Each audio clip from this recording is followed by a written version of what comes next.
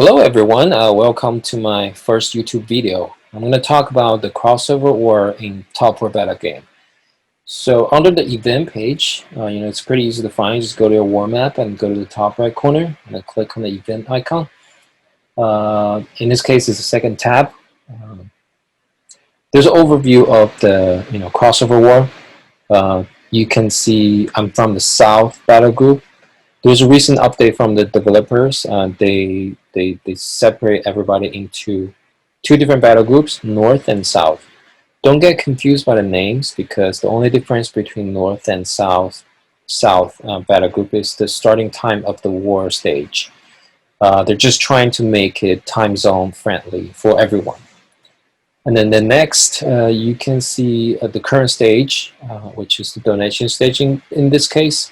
And then there's a countdown to the end of the stage. And then who's your opponent? In this case, it's Warzone 702. They're on the blue team, and they show their points.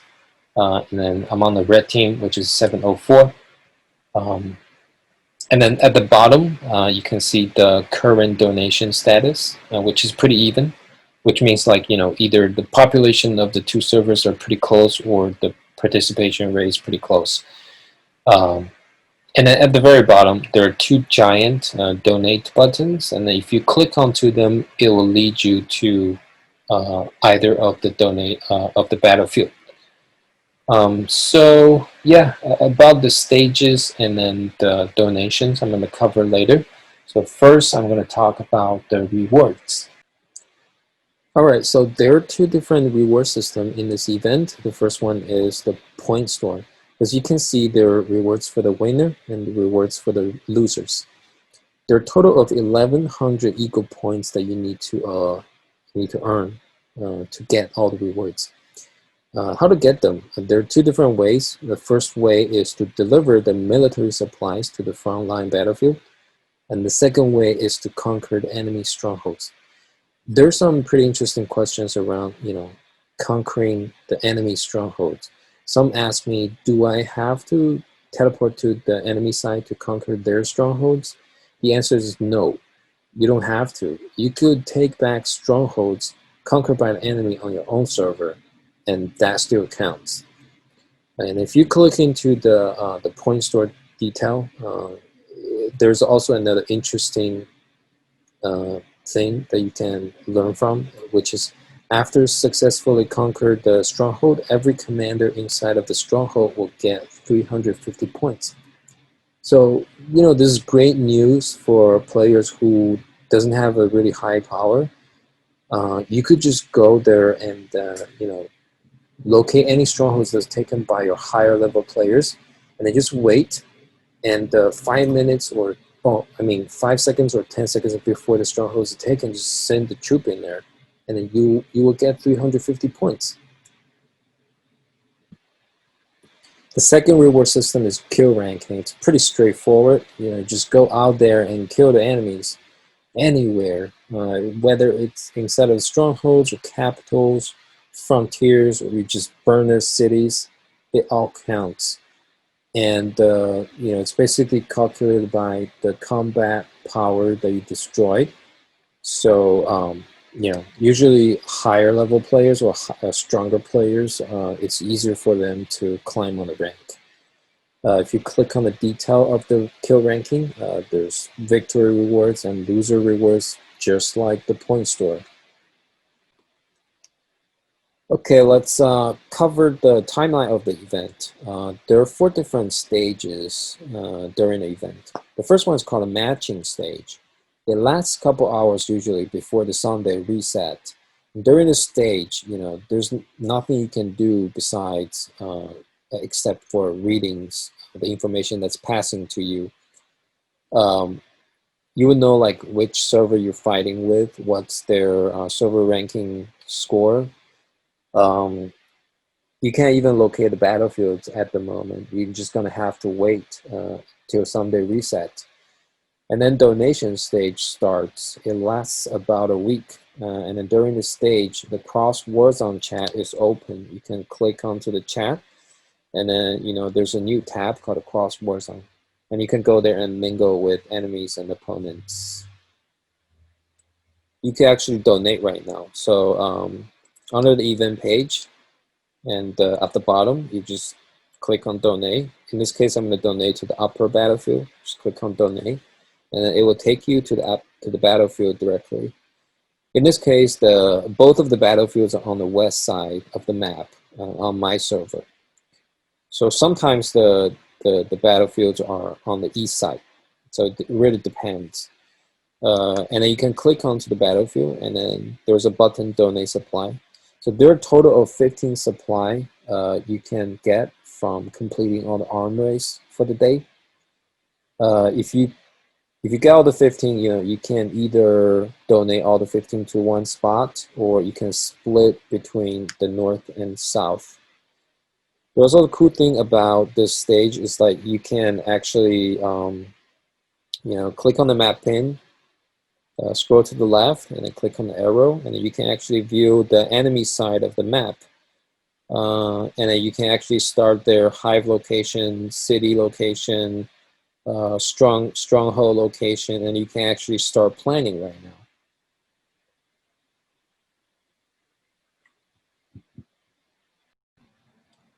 So right after the donation stage, the preparation stage will start. Usually it starts on Saturday reset. At this moment, like the result of the 2 Frontier Battlefield donation is already determined. It tells you which side of the server each portal is open to through the entire preparation stage, all the way to the beginning of the war stage. It's basically just telling you like the initial ownership of the Frontier. Each server could potentially own one or both or none of the Frontier. But if you're losing Frontiers, I don't think you need to worry because when the war begins, servers will fight these portals back and forth and then use them to teleport. And based on some of the defensive strategies, you don't actually need these portals at the beginning of the war. You can actually just wait for enemies to come to you and then weaken them. And then during this preparation stage, if you own any of the portal, you can actually teleport to the enemy server right now. Once you teleport there, you're gonna land on those no man's land. Like for example, if I teleport,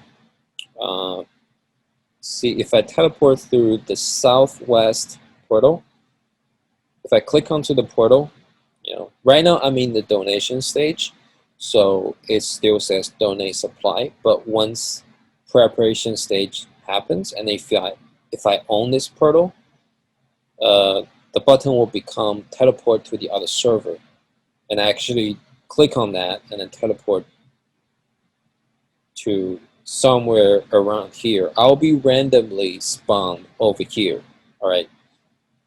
And I cannot teleport using the teleport item. I cannot move at all. Like the only thing I could do is send my march to the Citadel, which is right above me. This yellow star on the mini map is the Citadel. If I get lucky, I could kill some troops in there and then get some kill ranking points for the kill event, which happens every Saturday. But other than that, I don't see any points of doing it. All right, so we're in the worst stage, which is the most exciting stage of all. There's a lot of cover, so firstly, I'm just going to cover the winning condition here. The first condition of winning the war is to capture the enemy's capital. I think it's pretty similar to the regular capital war we're experiencing. During the first hour, you need to hold the capital for 30 minutes to win. If not, it moves to stage 2, which is the 30 minutes after the first hour. During this 30 minutes, you need to hold the capital for 15 minutes to win. And if not, it moves to stage 3.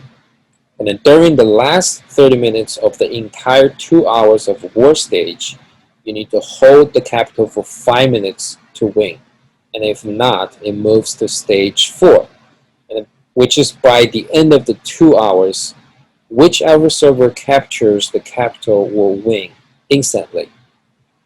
That's the first condition of winning the war.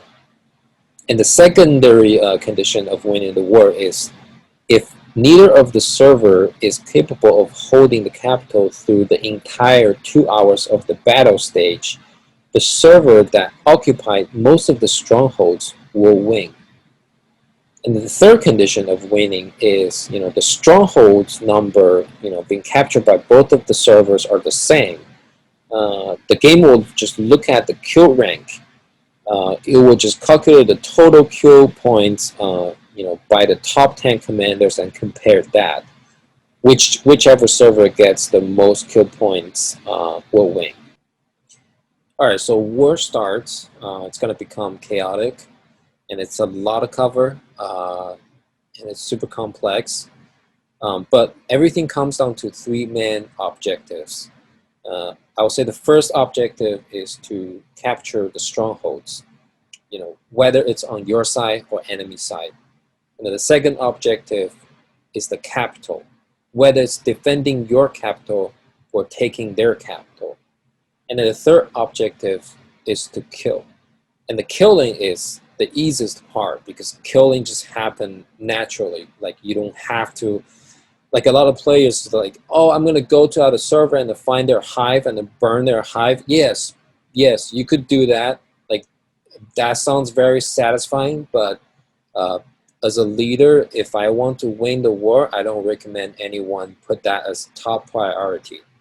Okay, so if you have a like a less chance of winning, maybe consider killing, right? But if you have an okay chance, consider like taking strongholds while you kill, right? And if you have a very good chance, I will recommend you try to challenge their capital.